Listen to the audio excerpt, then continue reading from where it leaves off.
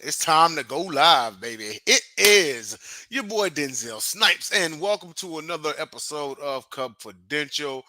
The All Star break is done, but we're also going to talk about uh, uh, a successful week. I would say. You see the title; they won 5 of the last 7 before the All Star break. We're going to touch into it. We got our guy Jason Chartrand in the house, and then pretty much it's going to be him the whole show. Shout out to Nick; he's over in Michigan. But now for the host of the show, and that is Mr. JB Ellis. Come on in.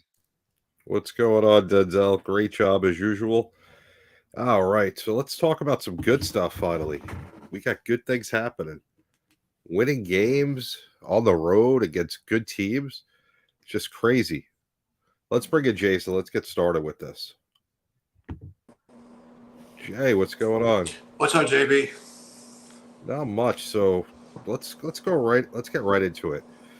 The Cubs traveled out to Camden Yards, a beautiful ballpark, one of the nicest in the major leagues, and proceeded to destroy the AL leading Baltimore Orioles. John Shear, wherever you are right now, remember they got swept. They got shut out 2 times.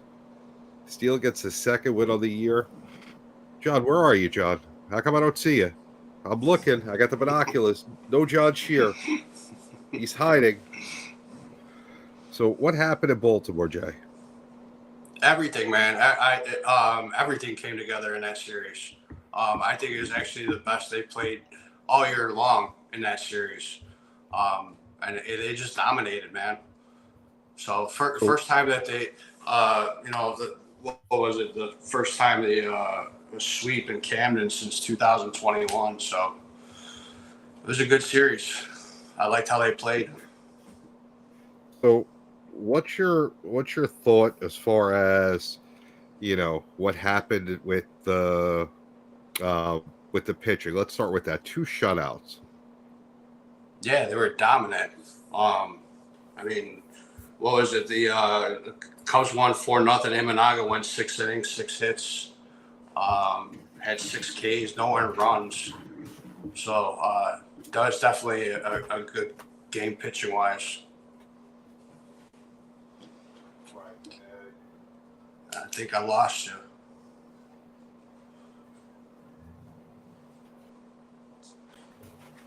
You didn't lose me. I was just so excited. I jumped out of my seat.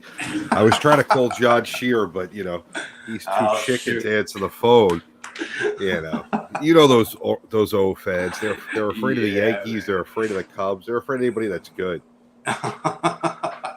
So, what'd you think about the offense during that series? Yeah, the offense was amazing. Ian Happ, Bush, Bellinger before he got hit by a pitch. Suzuki was awesome. And like I said, I thought the offense came together for that first that series. So it was a great all around series. So we do have a response from John Shear. So the Cubs record is 3-0 against the Baltimore Orioles. You could get into StreamYard, John, anytime. It's always available to you as one of the host of Sideline Sports. If you dare want to step in, we're more than happy to roast you on your 0-3 record against the Cubs this year. Are we in the playoffs? Nobody's in the playoffs yet. It's only the All-Star break, John Shear. Yeah. So I don't know where you're going with this, but still 3.5 out of the wild card, so we got a shot, man. The door is open, John Shear. I'm not seeing you. If only Denzel had the chicken soundtrack in the back, because I'm not seeing John Shear or the Baltimore Orioles, who are 0-3 against the Cubs. Yeah. So how big? Congrats! Try leading your division. Wow, John Shear trying to talk junk. I don't know. I mean, we don't need to lead our division. We just beat first place teams in other divisions. It's our thing right now. We're 3-0 against the Baltimore Orioles. Denzel, come on screen for a second, Denzel. What's the record against? What's the record against Baltimore? They swept them 3-0. Right, they got the brooms. It wasn't like what was that comment we had on the show a while ago with the sweep? It was Yeah, it wasn't a sweep. I think it was. yeah, it was. I mean, it was, and then well, they blanked the Orioles in two of those games. So like, Right? I mean, yeah, they maybe it's still a very good team that Baltimore. They beat a team that's probably going to win the AL East.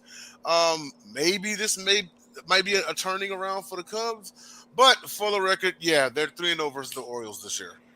3 and Yeah, 0. they scored 21 runs on them, man. 21. I mean, if it was blackjack, that was perfect. Wait, the There Cubs you were go. 3 and 0 against Baltimore. Look at that, Judge here.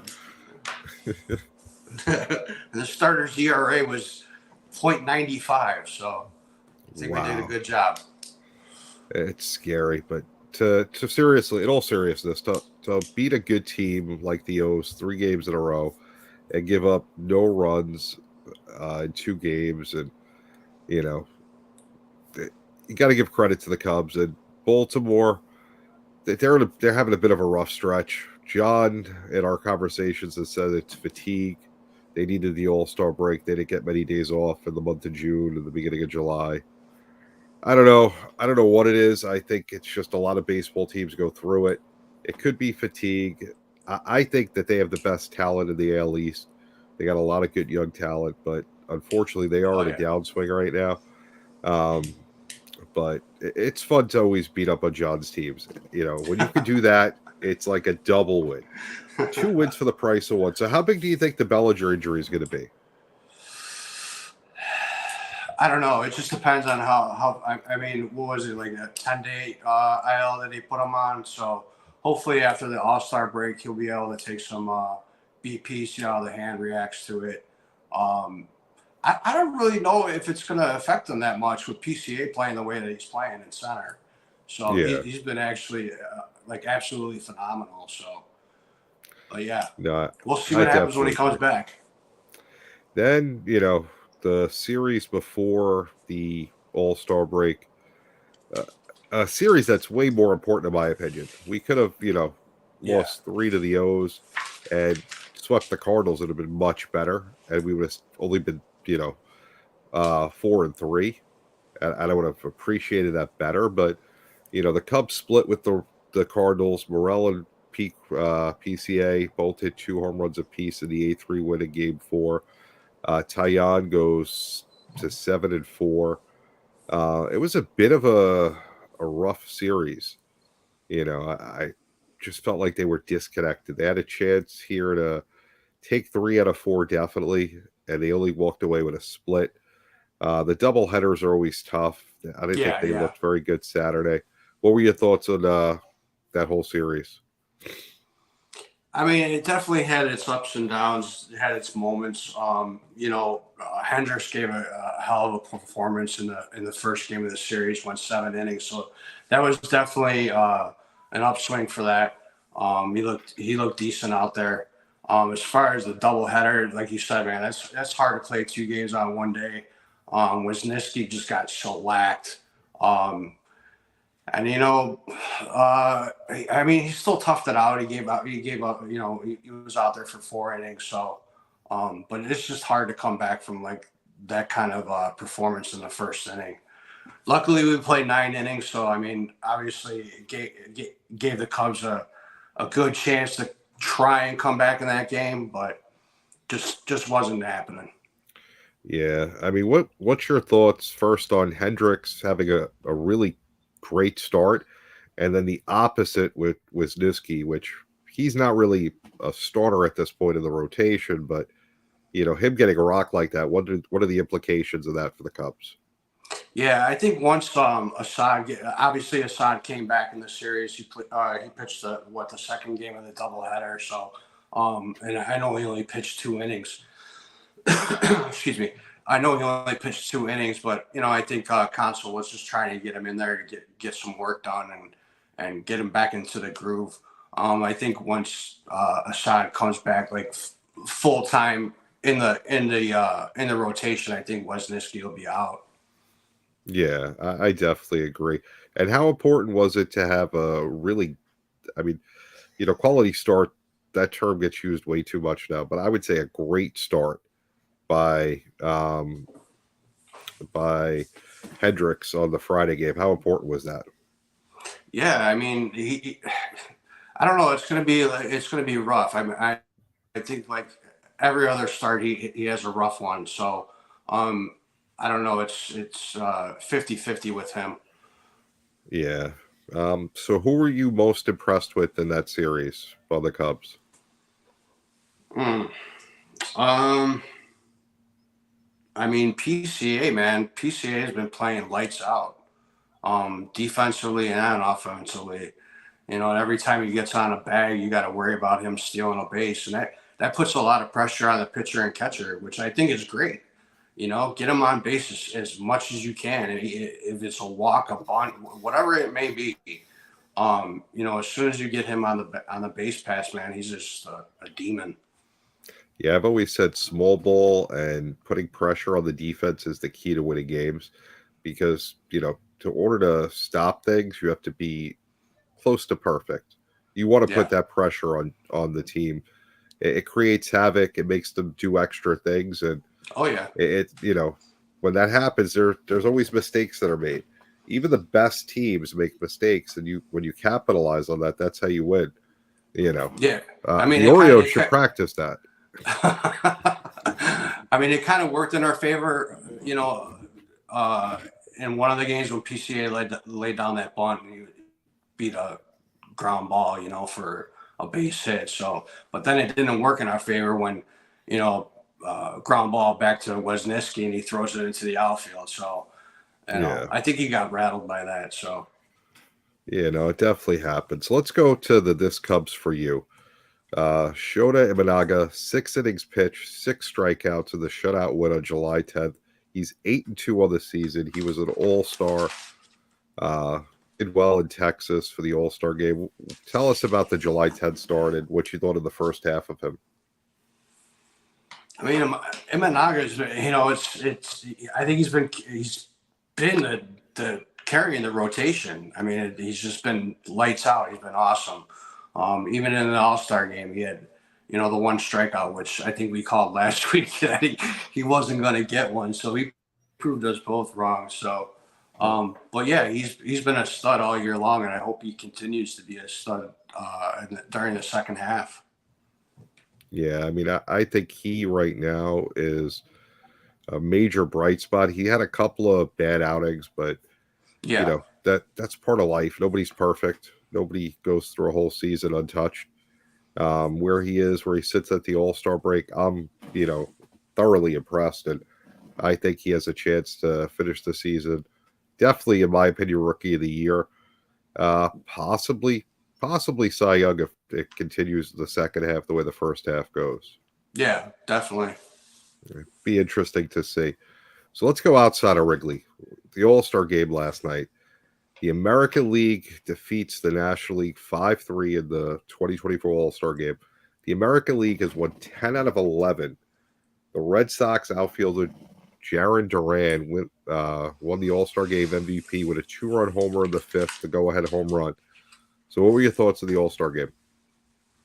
I think it went pretty well. I had high hopes for the National League to win it when Shohei hit the home run. I was like, yes, we're up 3-0. We're gonna win this game. And then all of a sudden, Webb came in and Webb gave those 3 runs back, and like, damn. Now, and then Duran hit the game-winning home run and gets MVP. So I don't know. Yeah, I don't know. I think obviously the American League has been dominated in the National League. It's surprising to me. I think it's just cyclical. I don't think it means one league's better than the other. It's a one game in the middle of the season. What I found a little odd, I was looking at it. The last couple of years, runs were down and they were under 5 runs. 5 runs or under, I think 3 out of the last 4 All-Star games. So Yeah. this game being 5-3 was way more runs than last year.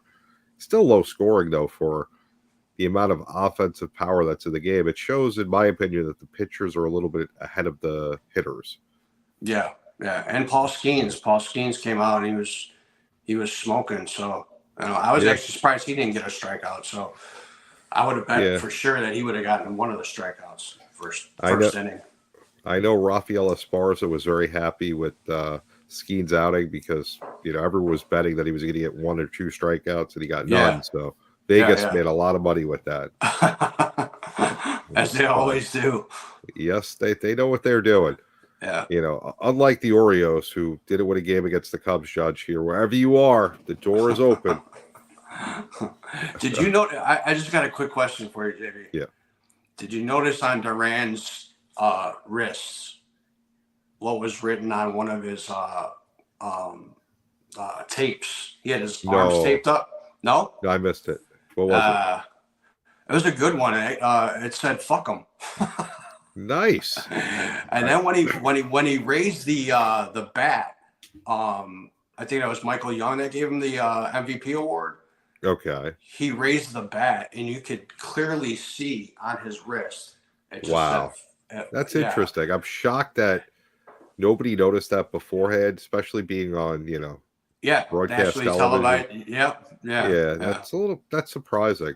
But, yeah. I don't really find anything too offensive with that. I mean, it is what it No, is. I didn't find it offensive. I just found it Yeah. weird that they wouldn't say something to him like, "Hey, you might want to cover that Yeah. up," or I mean, whatever. So, to me, especially it's when it's more. coming out for the MVP award. Yeah, to me, it's more about the kids watching it. For me, Yeah. I don't care. But if I have a 7-year-old that's watching the game and they see that, I'm not going to be too happy with it. I'm not going to be crazy upset, Yeah. but I'd rather it not be in front of the kids if possible. Right. Yep, I get it. Yeah, but Yeah. I'm not too upset. But let's go back in our hot tub time machine.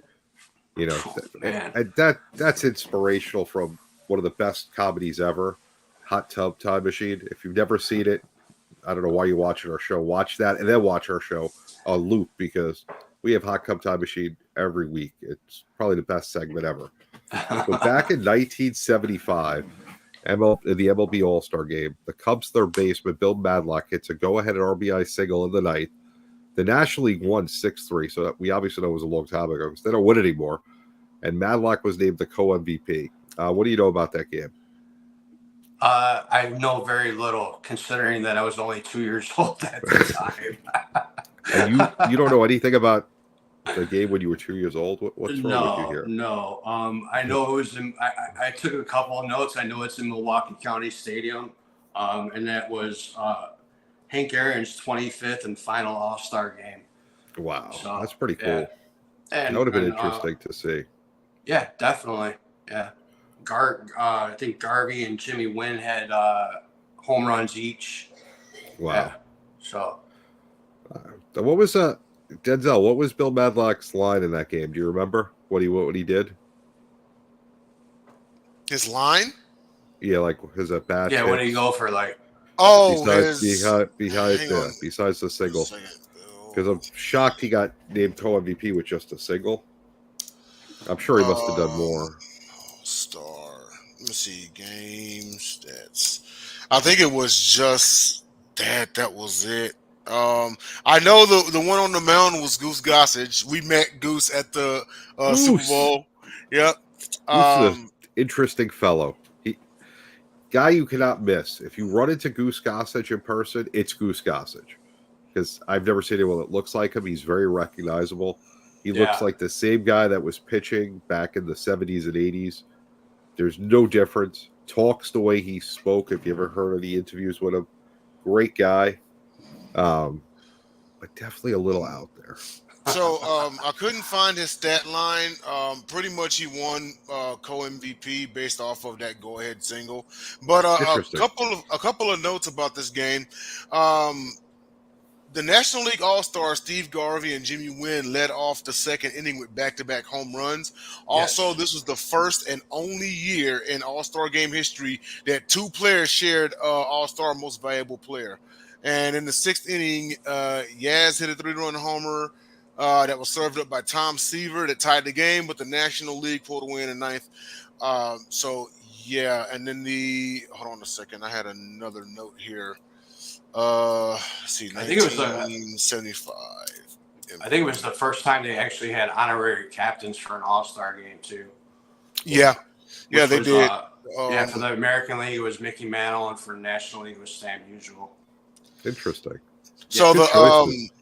the other MVP was pitcher John Matlack from the Mets. Correct. Wow. Yep. Yeah. Wild. A Yep. Met in the 70s. Very interesting. Yep. How old were you, JB? I wasn't even born yet. Oh man. Yeah, Oh, and another interesting fact, this also marked the final All-Star game in which only the Star Spangled Banner was performed prior to the game. Beginning the following year, O Canada was included as well. interesting. So, Denzel, stay on the screen real quick because we got our cupboard done. And since we only have Jason here tonight, I'm going to ask you as well. And I'll start with you so you can get off because we're tired of looking at you. So, cupboard done.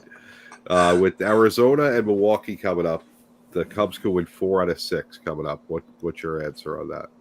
I'm going to say Cub because seemingly the Cubs get up for good teams.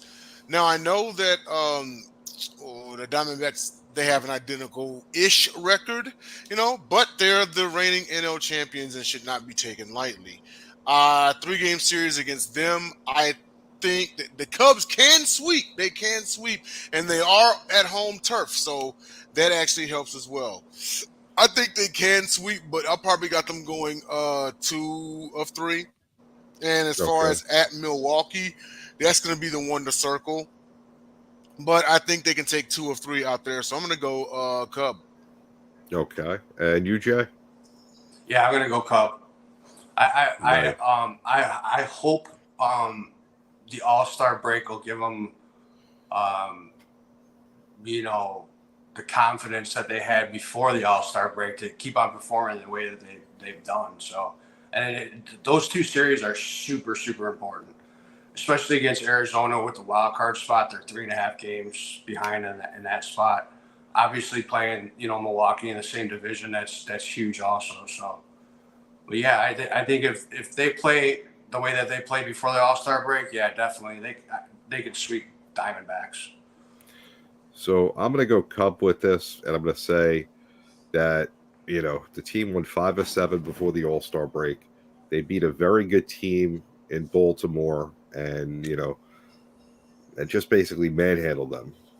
They had a little struggle in St. Louis, but they've always had their struggle when they play there. But, they saw that they can do what they need to do to win games. These are 2 big series. This is the put up or shut up for this team if they want to stay together as a team, or if we're going to start trading away pieces at the trade deadline. So I think it's imperative that they win 4 out of 6 at the minimum. So I'm going to say Cub as well. Denzel, anything else, Steph? And not only that, but it happens. Teams have like slowish starts, and then they tend to turn around. I mean, look at the Houston Astros. They started out 12-24, 12-26. They've now won. I know we're not talking about the trash throws. They've now won 17 of the last 21. Yeah, they got the communication fixed. The garbage pails are back in center field. Yeah, absolutely. We got a blimp and everything. I don't know, but yeah, I agree with you. Teams can have a slow start or a bad start or go through a bad time. That's why I don't think the Orioles are going to have any problem. I think they're the most talented team in the AL East. So for the Cubs to go there and take 3 was huge, and I think that they're going to use that to have. If anyone see the real Botkins, call us at 1-800-Cubfidential and put FDTL. Yes, where are you, Botkins? This is not Tiger, whatever. But anyway, yeah, I think the Cubs are in a great shape.